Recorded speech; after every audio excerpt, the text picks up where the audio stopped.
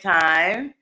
But then, welcome to Red Lipstick Talk. Hi, everyone. Welcome, Hello. everybody. Welcome.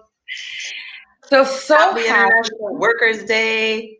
Yes. So I'm so excited to be here today, Friday. Mayday. So, day one, International Labor's Day. So those who are coming on, please let us know that you can hear us fine. And especially Nefertiti, let us know we can hear Nefertiti and me. Okay, quick test. Can you hear me, Renee, in both areas?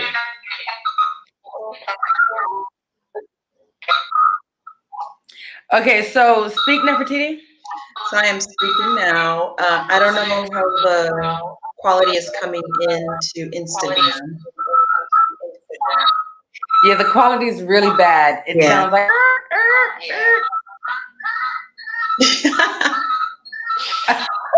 the echo, the replay. Yeah, not Hi, today. Jamila. Okay, Not Jamila's today, saying guys. so. Yeah. Okay. So you're hearing the echo and Jamila on YouTube as Bye, well. Instagram. Hello, YouTube. Okay. Bye, Instagram. We're gonna just do YouTube. Follow us on YouTube. All right. So we're just gonna do YouTube so that there's not that echoing. Thank you so much, Jamila. How do we sound now? Can you hear us? Okay. Who is on? Who we got on? Who we got on? We got Jamila. So today's Great. May Day. Last Yes. week we had a great time.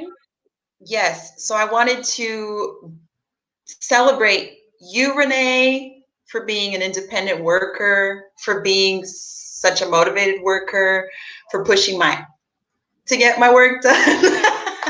And I wanted to shout out to me for also recognizing the work I've done in collectives, as an individual, in group settings, and all kinds of settings, the work that we've done. And I especially want to give a shout out to all the workers.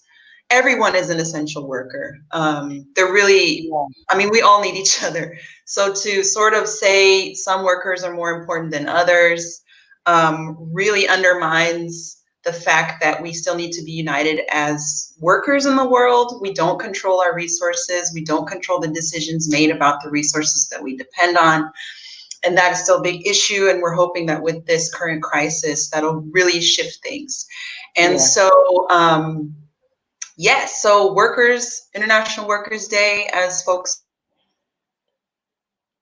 So while Nefertiti is kind of going out a little bit, thank you, Jamila, for saying perfect. I think her internet has kind of messed up here. But also just to kind of give you a little who we are. So basically, we started Red Lipstick Talk as two women friends who met in Brazil, like maybe about 7 years ago. And we decided to put this together to just really talk about life in Brazil, the lessons that we've learned, and how we're doing managing here in Brazil. So you guys know that I'm a tantric and sex therapist. So we wanted to do something just a little bit more fun and different, and just really share our stories of living in Brazil and what we've learned while we've been living here. So Nefertiti is back. I'm back. So like she was saying, so we're focused. I wanted to just go ahead and give an introduction to us. Yeah. So I just went back and did that. And so today is May Day, Labor Day. And so we just kind of wanted to talk about that. And thank you, Nefertiti. I also want to give you a shout out for all of your hard work. And honestly, everyone right now, you know, people working at grocery stores, at the post office, people working just, you know, in different places. A lot of times they're not considered essential workers, especially people in grocery stores or trying to think where pharmacies and things like, well, pharmacies. No, even our healthcare workers are not being guaranteed the basic equipment to protect their lives. Agricultural workers, we're at home safe and we're able to eat because agricultural workers are risking their lives every day. They're also not being paid what they deserve or given the protections. So it's a day to fight and unite. So Yes. I'd like to It's also share too, where I some. used to work. I used to work at a crisis center in Montgomery County, and I called my colleagues at the beginning of this quarantine, and I was talking to them. They didn't have any masks, and think about it. In a crisis center, people are increasing the volume of people going in because they're in crisis, they're afraid, and so they were not even being protected there. And I think that feels again, so. Even in a crisis center, a lot of the social workers, psychotherapists, they were not in a position of protection. And it's like, come on, what do we value? We're not valuing the people who are risking their lives day in and day out to go to work to make sure that you can have the food or on your table, so that you can go buy the drugs that you need to feel better, so that you can have a place to go to if you go into crisis. And so a lot of the workers are not being valued, unfortunately. And so, Yes, we want to but kind of make a show about that. Yes. there is a solution. I think the solution is when other workers in other fields show their support for workers everywhere. So today, speaking of those workers that are demanding more rights and protections, Renee, if you could go ahead and share the screen. Okay, so folks, for those of you, is it sharing? Yep. Great. So what I have here, folks, is Standing with Striking Workers Today. So we all know the logo of Amazon, Whole Foods, Target, and Instacart. A lot of workers in all those areas have been demanding these specific protections for a long time, and these companies refuse to give it to them. Basic things like hazard pay, sick leave if they don't feel well, retaliating against workers who speak out on safety conditions. We can't have that. So to support workers in these areas and those demands, go ahead and boycott. Do not buy things from these places today. Trader Joe's is also included in this over here. And hopefully that'll help shift the conditions for workers in that area. I also have the page open here for folks wanting to support domestic workers and other informal workers who are women. Currently at this time, National Domestic Workers Alliance does great work, and they have a coronavirus care fund for women workers who are undocumented, who don't qualify for the stimulus package, but still need to put food on their table for their children. So definitely support domestic workers here. We also have the One Fair Wage campaign. One Fair Wage is a campaign. They work with service workers, so restaurants, bars, Instacart, all these different companies or workers in these spaces to generate a One Fair Wage campaign. And they also have an emergency coronavirus emergency fund for tipped and service workers who also are struggling at this point. And they have a lot of different resources for you to do direct action, to speak to your specific legislators, to tell them that you support these kinds of initiatives. And last but not least, we have our National Nurses United. So National Nurses United is a union of nurses who are on the front line demanding different PPE for nurses. Check them out to see how you can support the different things that nurses are demanding for their own protection. As individuals, as workers, they deserve to be taken care of, and we know that the money exists to take much better care of our workers on the front lines. And we also have UFW. Oh, here we go. UFW, United Farm Workers, working with farm workers across the country to guarantee as well specific protections and better wages for them. So I think it's stalled here, Renee, but I'll leave this here. If people want to write down ufw.org, and we can jump into our talk. Okay, sounds good. Thank you for sharing that. So that's some awesome resources that Nefertiti put in there. If you want to type it into the comments in case anybody wants to go to those websites. So So Nefertiti, so what happened? So you used to live in the States in California and you came to Brazil. And you So too. I know you were also studying, but what did you actually work in the States as well before coming here and working here in Brazil? Yes. So I think it's interesting because I feel like what I've heard a lot is my generation is sort of the generation that hasn't, we're not like the salaried 10-year plus generation. Average place work time at a workplace is, And how less old are you, if I can ask? than 2 years. I'm 35. 35. Yeah. Okay. So With an before I came to understanding of Brazil, I had a explanation. full-time job at a nonprofit, um, which is also another sector that's really big, the nonprofit industrial complex in the United States. And I worked for a great organization for 2 years as a popular educator and trainer for workshops for social movements, doing different kinds of popular education activities and political education work with their members and their organizations. I did that for 2 years, and for that, I actually was unemployed for 2 years. I had been laid off in 2007. Um, I think the thing about nonprofit sort of world is because it's so dependent on if you get a grant, if you keep getting those renewed, it's can kind of go up and down depending on what kind of organization you are. So And what is your work life like here and now in Brazil? yes. So how does it compare? So I don't have a regular salary anymore. I haven't had one for years. I've been here for 7 years.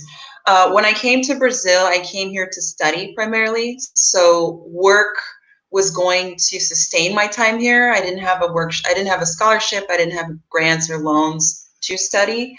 So I was a working student again. And what I did was I started working as an English teacher. A lot of folks who are from the States who work abroad and don't want to necessarily work within a 9 to 5 start working teaching English informally. There's a lot of people wanting to learn English, and so you do private classes. So that's what I did for almost 6 years. Yeah, and And that's that's kind of what, similar to like when I first got to Brazil. So, yes. because I think that's the thing. A lot of people, when you first move out of your country and you're going to another country, the easiest thing to start off doing is teaching English, especially if you don't speak that language. And so I know Mhm. for me, um, even though I was a psychotherapist in the States, when I first got to Brazil and I decided I wanted to stay and live, I went and I did the same thing, teaching English. Yeah. you know. Yeah, so I think that's that. Yeah, so I think teaching English, it's gig work. So there's moments you have a lot of students, there's moments you don't have many. You get paid as you go, so there's no consistent salary, there's no sick leave. Sometimes you work on your own, sometimes you're contracted by smaller companies.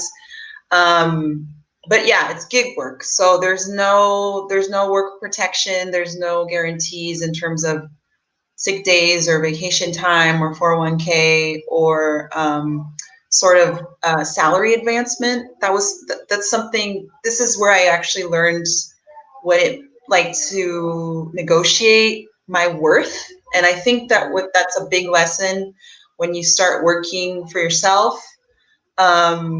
Is you have to constantly like remind yourself that you're worth what you're worth, and if people can or aren't willing to pay it, it's okay, and you kind of have to like really trust that the universe made the right decision. But it's been difficult. I mean, it's hard to compete. I think aside from teaching English, I also translate documents. I'm an interpreter now. My Portuguese after 7 years has gotten, and after being in school, it's at a point where I can do interpreting work. And so that's been great because I've always liked languages, and it's something that I'm into. But again, I don't work for a company. It's on my own a lot. So there's a lot of space for failure, but also for success. And so Right. I And think, you mentioned about valuing yourself, which yes. is an interesting point, because I think even though this is something that whether you work for a company, you work for the man, or for yourself, we have to value ourselves. Mm-hmm. But when you work for yourself, there's a whole nother aspect to that. Like you really have to, and it just made me think about, just like even with my work, um, coming out when I started teaching English, and then when I started doing my work here in Brazil as a psychotherapist, as a tantric therapist, how much do I charge? Because it's me that's, coming up with these prices. It's me. And Yeah. then I know that for me in the beginning, I think I didn't really value my self-worth. So I was charging less. Mm-hmm. And, I had so many people kept telling me, no, you need to charge more. You need to charge more. Look at other people in your field. And one of the things that I did a lot when I first moved to Salvador, I was in a lot of exchanges, actually, a Mm-hmm. lot of exchanges. Yes. Yeah, because I would try to I'd be like, oh, I do Reiki. And another person would be like, well, I don't have money for Reiki, but I do this. So can I give you a massage and then you teach me Reiki or do Reiki? So it was a lot of that. But then it just got to the point where it's like, okay, I'm doing these exchanges and I'm getting work done on me too, but I don't have food to pay. I don't have money to buy food or to pay my bills. Like, so this is not working. And Uh, and so, yeah, so it's a lesson in learning, one, how to value yourself, and two, how to charge it, right? And then what I learned when I started saying to people, no, I'm not doing exchanges anymore. mm-hmm. This is my price. You know Mm-hmm. what? How many of them paid because they really wanted it? So I was just like, when you can pay, come back, you know? Mm-hmm. And they would come back a couple of weeks later or a month later and they paid.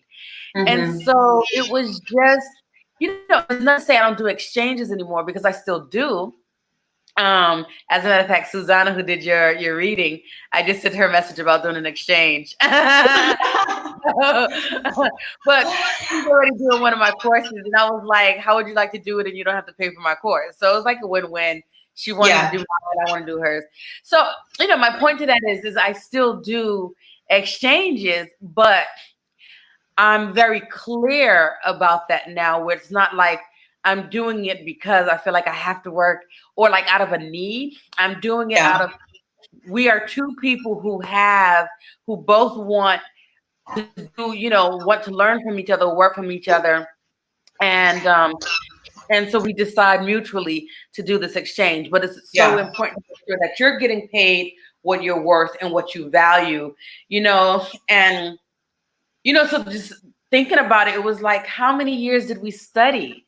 How many years did you study dance and all these different things and psychology, and then to not charge what we're worth, Mm-hmm. So, yeah. Yes. And I wanted to ask you about two things, if I can remember. One was what was it like to work in this context in Salvador, in São Paulo, in Rio? What is it like to negotiate with people here? Do you see a difference when you work in the States? Because I know that sometimes you give workshops there, you give workshops in other parts of the world. Do you see a difference in how people approach you, how people value your work?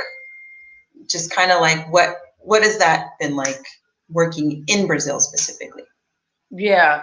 Well, that's a good question, because with my specific work, I see a difference when I travel throughout the entire world, the States, Europe, Brazil, South America, Chile, Argentina. So all over.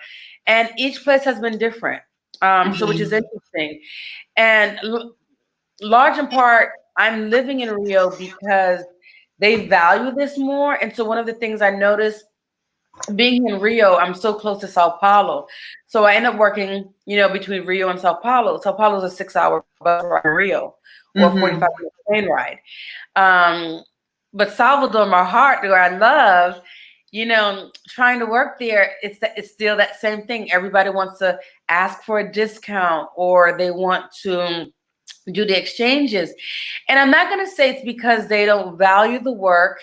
I think it's also that being in the northeast, in this part of Brazil, they're not making as much as well. Mm-hmm, And mm-hmm, so I think so there's so many different things. In addition to that, I think you still have a very high poverty mindset there. Sao Paulo, they have more of a business mindset, like making money, mm, giving back, and they don't have that poverty mindset. And Rio's kind of in the middle between Salvador and Sao Paulo, mm, but it's still much better in the sense that if I tell you that this is my prices, they're gonna do what they have to make sure that they can pay, you mm, know. And when I say this, I'm talking about all different types of Brazilians. Like, majority of my clients are Black Brazilians in Rio and Sao Paulo, and so my prices are quite high. I charge 420 reais for a session, which is like U.S. prices. But mm-hmm. and I say that to say that um, you in Rio and Sao Paulo, they have a little bit more opportunity, whereas in Salvador they don't have as much of that opportunity.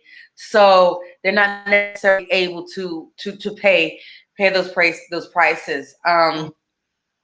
Being in the U.S., completely different. No one's gonna be like, "Can we do an exchange?" People don't even think about doing that. Or can you give me a discount? Or can you give me a discount? It's just not that culture. It's not that mindset, And so, So, yeah, so I wanted to bring up for folks who are watching who may not know Brazil to kind of talk a little bit about the difference between the regions. I think that's important. So the Northeast historically is the region, it's the region where the Portuguese first came. It's where they set up the colonial settler economy. It's where they set up the slave economy first, and then it spread throughout Brazil. And so the legacy, and I think that's important to bring up, because when we're talking about how we value ourselves, we're also talking about kind of observing how are people valued in the place, like how is their work also valued. And I think that the way people's work is valued in Salvador, I don't know about the other cities in Bahia, for people who do different kinds of manual labor, domestic work, agricultural work, it's still really extremely undervalued, and almost to a point of disrespected. And that's a very real legacy of colonialism and racism, right? The racism that was born out of that colonialism. And it breaks my heart to see that, I work as an artist. So I came teaching English, but I transitioned out of that because my goal was to work as an artist.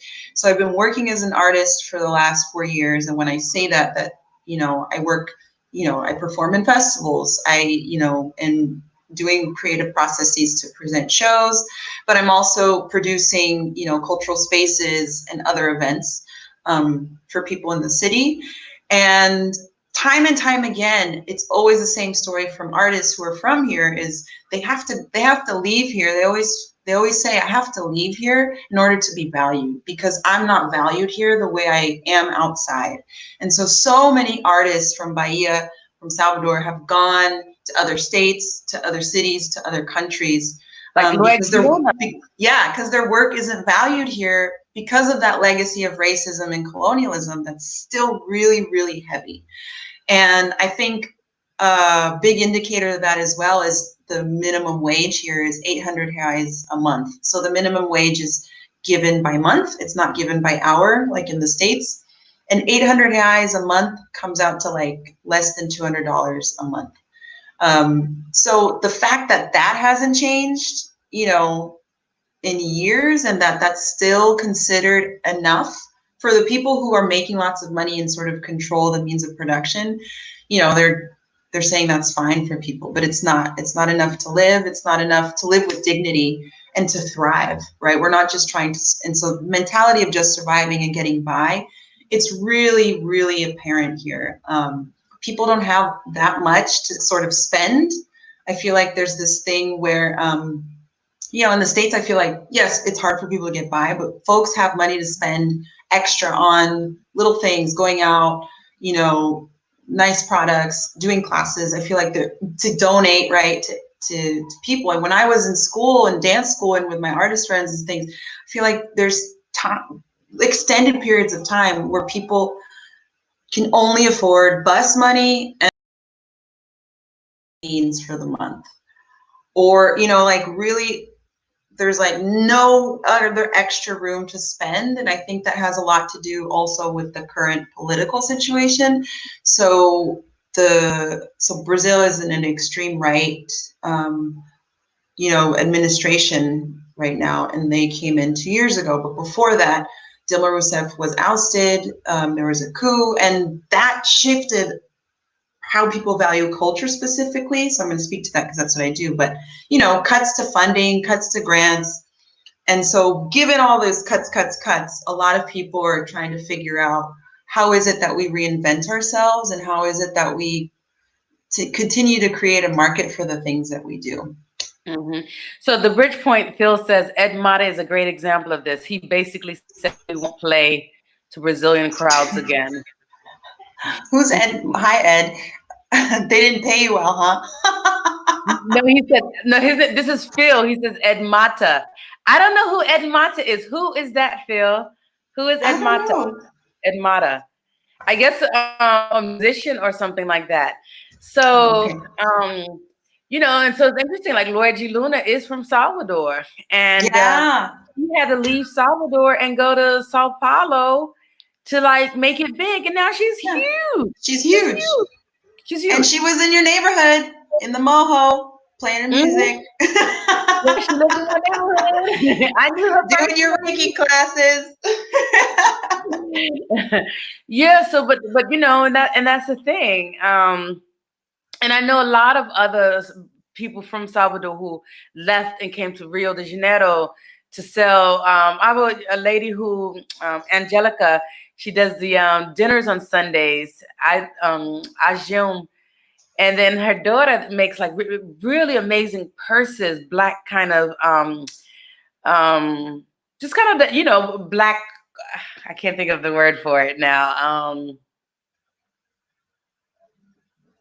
Purses that are like that represent the Black culture. And so for some reason it's leaving my head. And so she came to Rio and she does really successful with it. I bought one of her purses, and when I travel around the world, like literally everywhere I travel, people are like, oh my God, that purse is amazing. It's beautiful. And I go to Salvador, no one says anything. Like no one, you know, they don't acknowledge it. Yeah. So yeah, it's really intense. He says Eduardo Ed Mata is a Brazilian MPB rock, soul, funk, and jazz musician. Oh, he is the nephew of late singer songwriter Tim Maia. Yeah. Tim Maia is legendary. Yeah.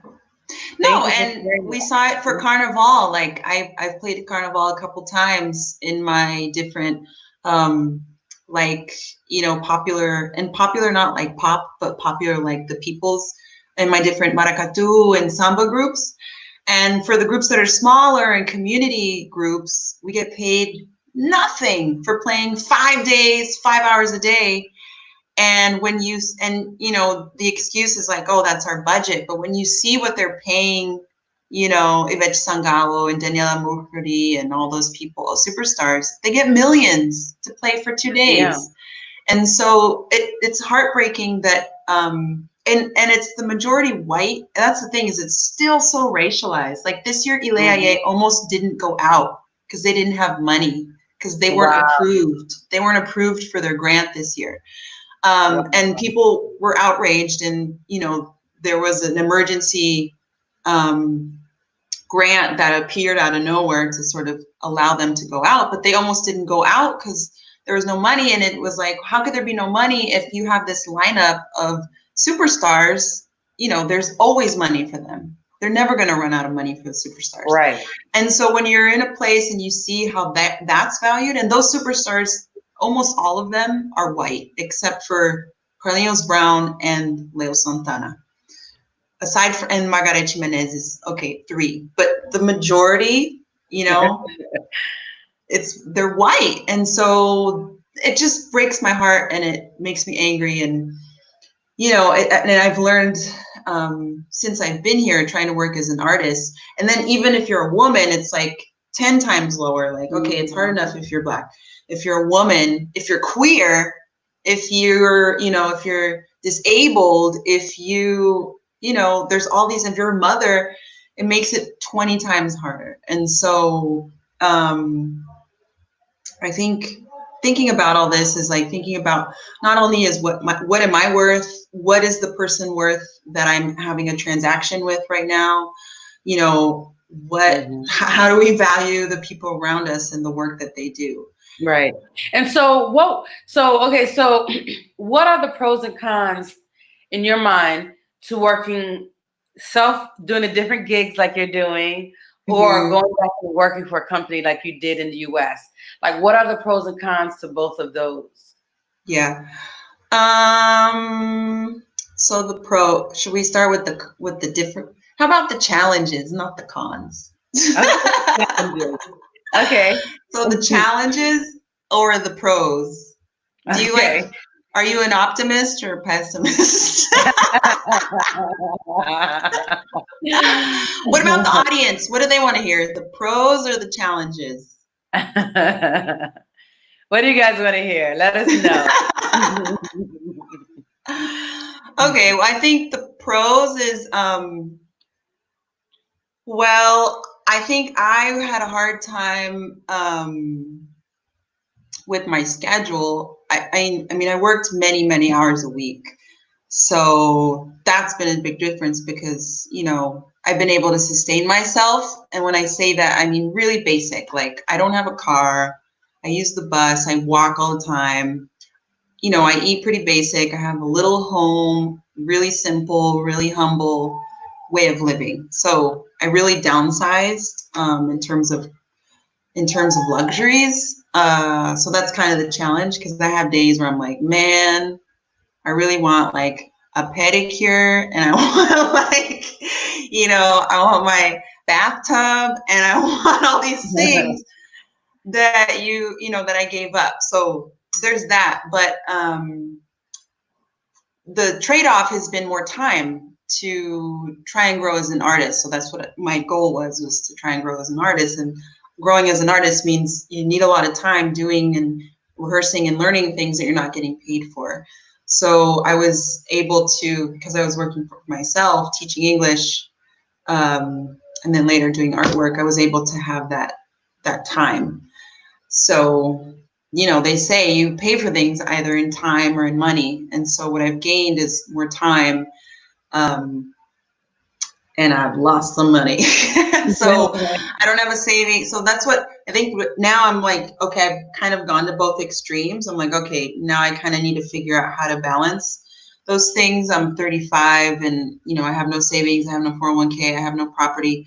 I have to think about these things, like being there for my family in different ways, financially, my nieces wanting to just like take them on a trip, do these different things that I need to have a better income for. And so I'm at a moment, so I need to really do what Renee is fantastic at, which is developing her brand, marketing, doing the work. So why don't you tell us, Renee, how that has been to shift to that kind of work, being your own businesswoman? Well, thank you for that. A lot of work in that area. But it's interesting because, so at the same thing, I'm 45. Even though I don't look like looking it. Good, girl. Looking good. Like your age. I'm 35. I look 35. I mean, forget my age when people ask me. But so it's the same thing. So, when I left the States, when I was in the States, I had a job. I worked at the Christ Center. Then I had my private practice as well. Had a car. I owned 2 cars, as a matter of fact. Owned a house, condo I was renting out. Had all of that, all of that money saved. And And I came here and gave it all up, and so same thing, no more money in savings. Living in a small house in a favela. And what happened to me was I began to feel like I'm suffocating. And it was like I was growing out of that house. I was growing out of that lifestyle. And I was like, okay, I gained, like you were saying, I gained a lot in terms of time, being able to work on myself spiritually, mentally, physically, to figure out who I am, what I want. Um, a lot of self-care, receiving acupuncture. We got to get Seth on here. Receiving acupuncture and, getting massages, all of these different things. But then it got to the point where it's like, I want to be able to have money to go out and have fun and enjoy life. If I want to go to the movies, be able to go and not have to worry about how I'm going to pay for that. And so, again, it just comes to realizing your self-worth and saying, I refuse to take less. And so one of the things, even before I started working in Tantra, as a teacher, I started to charge more. And when people would call me and want to pay less, I would turn it down. And then I had people saying, why are you turning them down? At least that's money you get. I was like, no, but then if I have someone who's paying me, let's say 40 reais, and then I have someone who wants to pay me 80 reais or 100 reais in that time slot, but it's no longer available because I'm taking that 40 reais. Now I can't see that person because that would happen. Because it's only a certain amount of time slots everybody wants. It's either first thing in the morning before work, at lunch, or afterwards.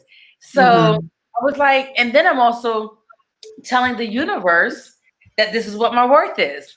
So, and it was hard because I'm like, damn, I'm turning down work. But it was something I had to do. And so I just started turning the work down, and I was like, no, this is my price. My price for Reiki, and I just waited for those clients to come, and they started coming. And even now I charge double of what I used to charge when I first started upping my price, and I'm getting it. And and now you see, I get to travel and do different things, but it's a process of also learning and studying. So I did a lot of, I couldn't afford to get a coach. And I think getting a coach is like the best thing that you could do. But I would always do these free coaching classes, and then I would get just, enough of the information to be like, okay, this is what I need to do and implement that. And then I do another free coaching class and grab that and get that. And so that's what's been helping me to build my brand. Yeah. And it's important to know what you stand for, to know what your value is, and who who you're servicing, and go for it. And I wouldn't do it all over again. Like, I much rather be here working for myself than, working for the man. I had insurance then, and, different things. But now I get to really take care of myself. And I love what I do. I'm not going to work stressed and having someone who doesn't care about me working me to the bone. Now I have time. So the pros and challenges, right? I have time now to take care of my health, go to the acupuncture. But the thing is, obviously, if I'm going to travel or if I'm going to do acupuncture, that's time away from being able to have a client and making money. So I don't get sick leave. If I'm sick, I'm not producing, so I'm not making. I'm someone who loves to travel. As you know, those of you who know me, I love to travel. And so what I do is, ahead of time, I say, okay, where do I want to go? I want to go to Bali. All right. So I start getting on the computer. I start sending messages to people in Bali from these travel groups, or I look up yoga studios in Bali. Hey, this is my website. I'm coming to Bali. I want to lead a workshop. I'll get the work. I'll have it lined up, make the flyers. I know people are coming. And so it affords me to be able to go and travel to where I want to go and know that I have work. And so that's the thing. I don't get to travel so much and not work because I need to keep making that money. I set it up where it's brilliant because I love what I do. So, I'm traveling to these exotic places and I'm leading a workshop, doing a retreat, doing private sessions, but I'm also having time to do the tourism, travel, and enjoy. So, and that works for me. Everybody has to decide what works for them. Some people might just want to travel and not have to work. Mhm. And and that's possible too. That's possible too. So, yeah. So let's give some people some tips as Okay. to what they can do if they decide they want to leave the US and come work in Brazil or in Ghana or some other country. Yes. Well, I think what you need to do is know your why really clearly. Like, why do you want to leave and why do you want to go where you want to go? Yeah. I think when that's really good and clear, you kind of get some clarity on how to prepare for that. So, preparation in terms of finance. So, and I don't know about you, Renee, but when I moved, I had saved some money and sold my car. You do something, you kind of have to financially plan out how much do you think you'll need to just kind of figure yourself out for a few months before you can get a job and all that, and Yeah. really, save the money for that to happen. So if it's 3 months, if it's 6 months that you want to have kind of some money in hand while you transition to a new place, then really make that happen. So yeah, those two things. Hmm. And also, Why if you're you're, leaving, why you're going where you're going. that's really good. That's really good. Also, if you're an educator, you can work at one of these international schools, so start applying, see what country you want to move to, and apply to the national schools. And so sometimes people think, well, I don't teach English and I don't know how to teach English. But it's not just that. You can teach what is your subject. You can teach math, you can teach psychology, you can teach science, chemistry. And so, apply to these different schools and Mm-hmm. and and work. So what I did, mine was I wasn't necessarily coming to live here in Brazil. Mm-hmm. I was doing a year sabbatical. So just like what you said, I saved money. I Mm-hmm. literally had 3 jobs to be able to save money. I had one job to pay my bills, one job for entertainment to go out and have fun, and then another job for like, I don't know, to be able to eat and pay my Yeah. house, whatever. And then with all of that, I didn't really have See, to. what I did was I quit in December so that I had my bonus, your Christmas bonus. So that helped. Hmm. Right, that's good. So you Yeah, gotta think about those things. you have to. You have to. And then, so I saved enough to Mm-hmm. travel for a year. And so that Mm-hmm. was my plan, to travel for a year. So literally, when I got to Brazil, I had already been traveling 9 months. And so I had a good about maybe 3 months, not, if barely pushing that, to live off of. And I decided to stay here in Brazil. And I was like, ah, shit. Okay. Well, large in part was also because I couldn't leave. I didn't have any money to leave. So I was like, all right, well, I'm going to have to stay here until I can save up money for a plane ticket home. That's a joke, but serious at the same time. um, I was actually loving it here and feeling it. And then, so then I decided, so this was another interesting thing that I found, trying to find job, like looking like online or whatever. I would Mm-hmm. send emails out to people, to these different schools, and they wouldn't respond back. So Mm-hmm. I realized I had to actually walk in, go in person to these places more Yes. than in the US, right? So in the US, you can send out a resume and email. They're going to at least respond back and say they at least got your email or Yeah. resume. In Brazil, no. Yeah. If you want to, or Salvador, no. Yeah. So I literally had to go into the schools and say, hey, I want to teach English. And so that's how I got Man, my did job and your heart started. get broken when you did that? Because I Do did what? that. Did your heart get broken when you did that? No, let me tell you, the first job I got was the first school I walked into. Let me tell you, I walked into the school and I said, hey, I've never taught English before. I'm trying to live in Brazil and I need a job. Like literally, this is what I said to him. I was like, I need a job. I learned quick. Are you hiring? And he said, yeah, can you start tomorrow? And I was like, really? I was like, yes. So I was like, okay, well, can I sit in the class like today or something? He's like, well, we're closing, we're ending right now, but come back tomorrow. You can sit in the class and start learning. Get back tomorrow. And I was like, oh, I'm excited. I'm about to learn how to teach English. He was like, oh yeah, I need you to teach this class. The teacher can't come. Yeah. So he threw me in there and I'm teaching and never taught a day in my life. I was so nervous.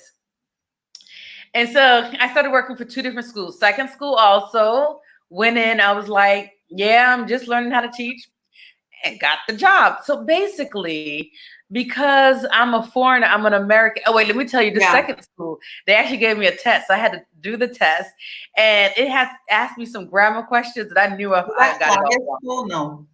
Huh? Was that Flavia's school or no? No, it wasn't Flavia's school. By then, Flavia already kind of knew me. She was like, yeah, you got the job. Oh, no, she didn't know me. But anyway, it was another school. By the time I got to Flavia's school, I had already been teaching a long time and knew a whole bunch of stuff. But the second job, that second school, I had to do a grammar test. And later, I was like, dang, I didn't know this answer. And I went and looked it up and it was wrong. And I was like, I knew I got a lot of those questions wrong and they still hired me because I was American. So that came easy, getting teaching jobs. But they didn't pay a lot. You know, they paid like 12 reais an hour, which was nothing, which is why I had to have 2 jobs. So at the beginning, it was very much a struggle. And what was my point to all of this? What was your question? I went all. We were given tips. Oh, because I said, was your heart broken in that process? Oh, yes. Okay, so it wasn't. So basically, the pros and cons to like working, having your own business here is, you get a lot of freedom. You get to enjoy life, make your schedule, but you don't get sick leave. You don't get, so when you're not working, you're not making money. But I very much prefer to have this freedom, to have things my way and travel wherever I want to be able to work. So that's that. And so I said all of that to say you can teach English. So look into them schools, the international schools, you can teach.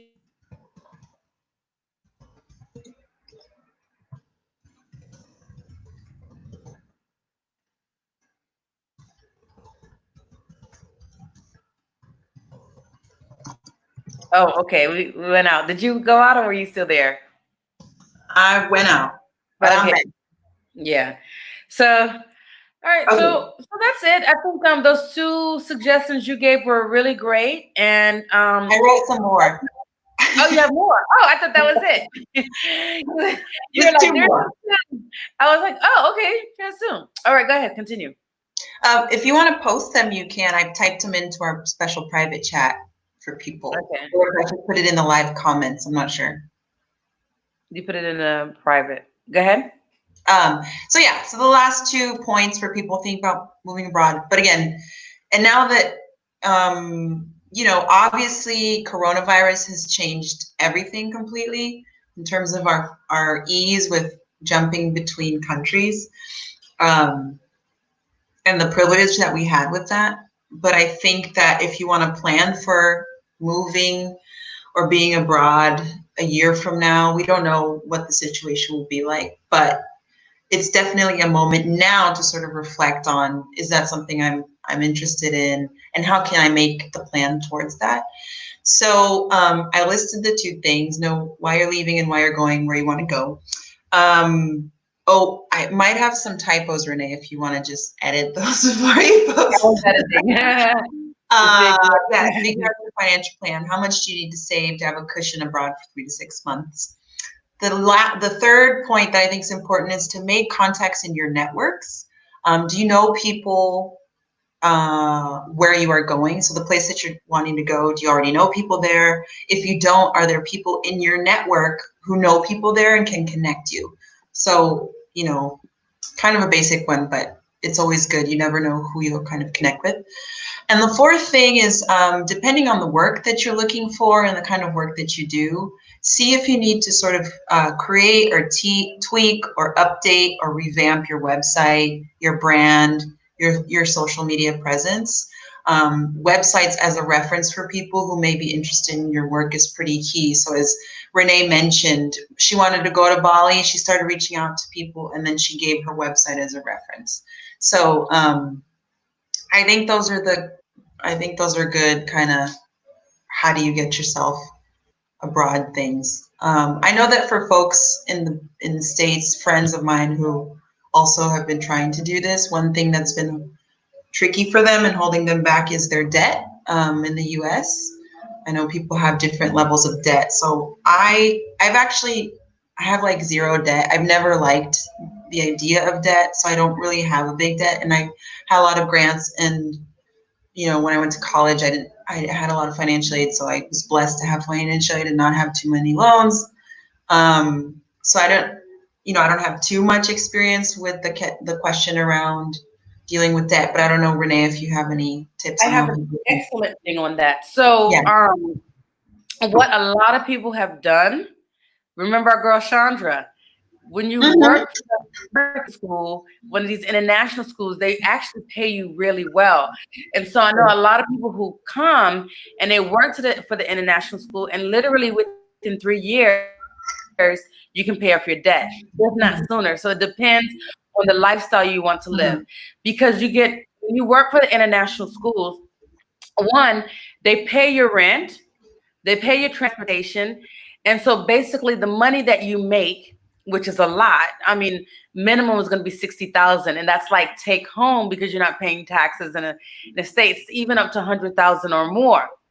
So the money that you make is really for entertainment and groceries, food, whatever.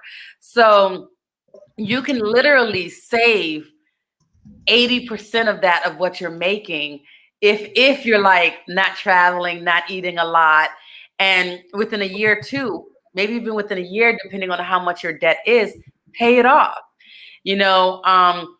And then what you're making there at an international school, you can just sign a contract for 2 years, or maybe a year contract, and you get a good amount. You get to see if you like that country, and then you don't have to pay anymore. The other good thing is a lot of the different countries, after you work for the school for like 2 years or 3 years, they give you permanent residency, so then you can stay. So so that's it's like a win-win. You get to have permanent residency in a country, you get to pay off your debt and enjoy life being in another country. And so your plan could be, I'm going to work 2 years, 3 years at an international school, pay off my debt, and then start working in your field. Or you might just enjoy it and just stay doing that type of work, so. For the international schools, I believe you need a credential, no? A teaching credential, depending on the school. You need a teaching a certificate, like the ESL or master's. Okay. It depends on the school. So at one point I was looking into this, and because I have a master's in psychology, I would have been able to apply. But so different schools, it depends. Like if you only have a bachelor's, or if you don't have a bachelor's but you have an ESL certificate or ESOL certificate, you can work at certain schools, but you're going to make a whole lot less. Like you're going to make maybe like 20,000 or 30,000 a year. But in that country, that 20, 30,000 might be a lot. And then a lot of the schools will also pay for you to get your master's. So Chandra, maybe we need to get her on here to talk about this. We do. We love you, Chandra. She's now in India. And we met here in Salvador. Right. So she actually received her master's while working at the international school in Salvador, and they paid for that. So, she got to pay off all her loans, get a master's degree, and get permanent residency in Brazil. It's like, and she got a beautiful apartment in front of the ocean. Oh my God, beautiful apartment in front of the ocean. When I met her, I was like, I need to go work for the international school. But it was that same thing. I love my freedom. Yeah. And so the tips we gave you are for more the Renee and Nefertiti style, where it's kind of like, I'm going to just figure it out. And then there's the other style, which is like way more, planned, So maybe we'll have Chandra on to talk about the more planned style. Yeah. But for those of you who are, you know, kind of into the Renee and Nefertiti style, that's kind of the tips we have for that. Yeah, so international schools are a great option. Yeah. Okay, Renee, well, so it's And there's other people as well who, real quick, like yeah. if you work for tech, if you do tech work, like your website designer, website programmer, easy, because you can do that from anywhere in the world. You know, we have a friend, Ishmael, who, you know, he does web programming and he lives in Brazil and makes good money.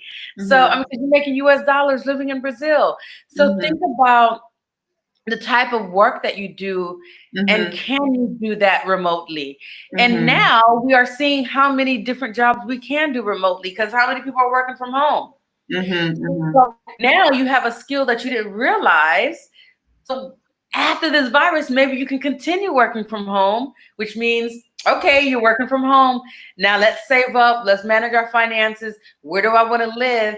And now it's easier for you to go live in this other country and continue working at your job remotely, you know? So there really are a lot of options. Yeah. So this was great. This was great. Yeah. We are good workers. We're making it work. And I think I really want to just like highlight how important it is for women to, you know, to kind of put ourselves out there as people with worth. We are still making less money on the dollar to men. We make like 76 cents to the dollar. Women of color make like 54 cents to the dollar. So how important it is literally to recognize our value and worth, to demand it from, you know, clients and et cetera. How important that is just in terms of the bigger scheme of things. And yes, support all the workers. I shared that information earlier. Yeah, I think that's it, Renee. Okay. So, as always, please subscribe if you have not subscribed. And it's important to really just hit the notification bell, because just subscribing is not enough. It's more important for you to hit this notification bell because it will send you a message when we are actually live on Fridays and you can watch our lives. So check that out. I also have a bonus. We are in the month of May. What is the month of May? May is International Masturbation Month. And so my other work, in addition to this red lipstick talk, is just talk about sex, baby. Just talk about sex, baby. So masturbation.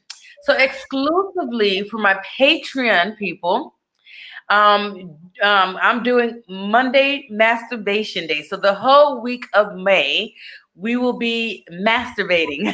I will be teaching you how to masturbate. So join me. It's not expensive. It's only $10 a month, and I will be teaching you. Actually, in all, you know, seriousness, we masturbate really wrong. We don't learn how to masturbate.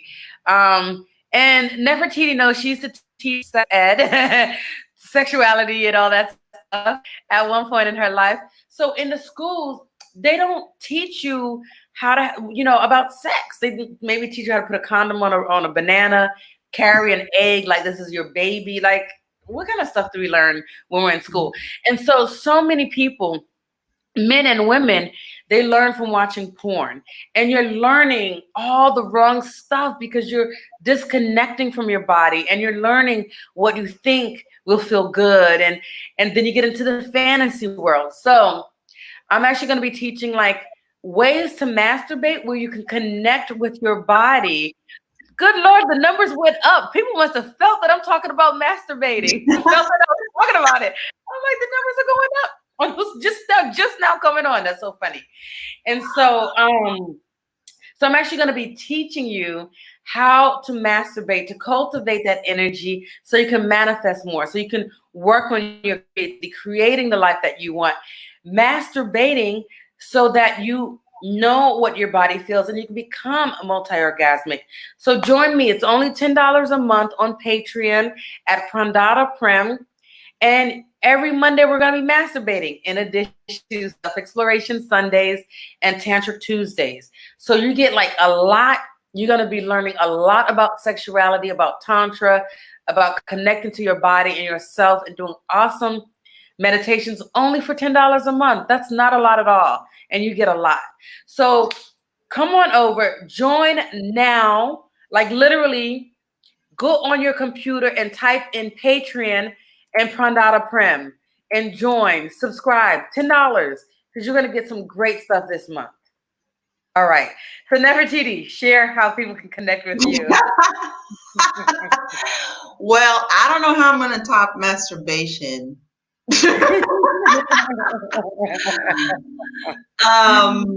Yeah, so I am an artist for hire, body worker, dance, percussion, and I am currently doing a weekly Sunday improv project. If you go to Instagram, Deslimites Art, I will type it in. That is the name of my collective. And I also run a feminist cultural space here in, I don't know if we're going to be able to reopen after everything. But we also have every Thursday, we have, all this is in Portuguese, so I don't know. But the Sunday ones, it's a little bit in Portuguese, and then we dance the whole time. So if you're into just seeing something different on the lives, instead of, we basically take the live format, the camera, and we explore all these ways that we can dance with 5 other people on 5 different screens. It's pretty cool. It's actually really, last week we went to Jupiter. So if you want to check us out, definitely go to our Instagram pages for that. It's contemporary, it's more performance artwork. Yeah, so that's what I'm doing right now. And I'm trying to get my website together.